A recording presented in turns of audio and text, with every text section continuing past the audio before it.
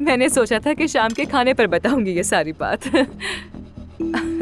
और देखो ना कितनी बेवकूफ लड़की हूँ। हुआ ये था कि जब सुबह नाश्ते के बाद मैं घर से निकल रही थी तो उस वक्त तो गलती से वो पत्थरों वाली गली है ना, मैं उसमें घुस गई थी।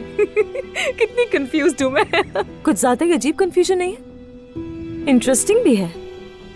अब भला इसमें मेरा क्या कसूर है बताओ? अब मैं क्या करूँ? तुम्हारे मोहल्ले में सारे ही घर एक जैसे दिखते हैं। गलत बयानी मत करो, तुम इतनी बेवकूफ नहीं लगती। अच्छा, तो कंफ्यूज होकर वहाँ से चली गई? उसके बाद क्या हुआ तुम मुझसे पूछो ना। आराम से अलीना के साथ बैठकर चिट-चैट हो रही थी, इसलिए मुझे तो लगा कि शायद ही उसकी कोई पुरानी दोस्त है। अलमास, अगर तुम चुप हो जाओगी तो ये बोल पाएगी ना? यार जब उसने देखा कि मैं वहाँ आ गई हूँ तो उसे इंटरेस्ट हुआ और मुझे जबरदस्ती बिठा लिया। फिर जब उसने इतना कहा तो मैं भी उसके पास बैठ गई। मुझे भी तो क्यूरियोसिटी थी ना कि ये मशहूर अलीना आखिर कौन है, लगती कैसी है आखिर। लेकिन वाकई तुम्हें दाद देनी चाहिए नूर। मैं तो उसे 5 मिनट बात करके ही समझ गई कि तुमने कैसे झेला होगा उसे। फिर वहाँ पर बैठ के मेरा जिक्र किया होगा, है ना?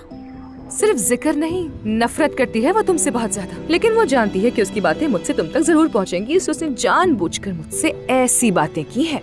मैं बताती हूँ। अच्छा ठीक है, मुझे उसकी बातें सुनकर अपनी भूख खराब नहीं करनी है। चलो हम खाना खाते हैं, आ जाओ। चलो रुको नूर, तुम जरा मेरे साथ 2 मिनट के लिए चलोगी?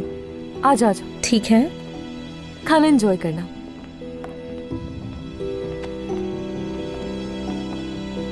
अस्सलाम वालेकुम।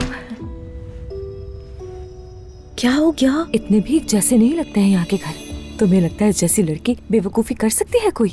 तो तुम्हें लग रहा है झूठ बोल रही है? बिल्कुल वहाँ से झूठ बोल रही है वो तुमसे। ऐसा नहीं है अलमास, वो झूठ क्यों बोलेगी बताओ?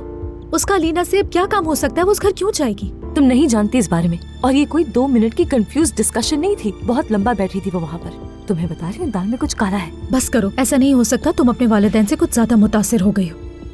नूर, क्या मैंने पहले कभी बताया है तुम्हें कितनी बेवकूफ हो तुम? और क्या मैंने भी तुम्हें कभी बताया है कि तुम कितनी जुनूनी लड़की हो? उसको यहाँ लाने के लिए हमने कितनी मेहनत की है यार, ताकि फातिह से उसकी सुलह हो जाए और वो दोनों बहन भाई एक साथ रहने लगे। वो उस घर में चली गई तो क्या हो गया? तो अलीना भी क्या करती? क्या उसे कह देती कि तुम्हारे इस घर में क्या काम? इतनी सी बात को इतना बड़ा मसला क्यों बना रही हो? दिमाग में भूसा भरा हुआ है। मुझे गुस्सा मत दिलाओ अलमास। और तुमने देखा नहीं, उसने खुद ही तो सब कुछ बता दिया ना।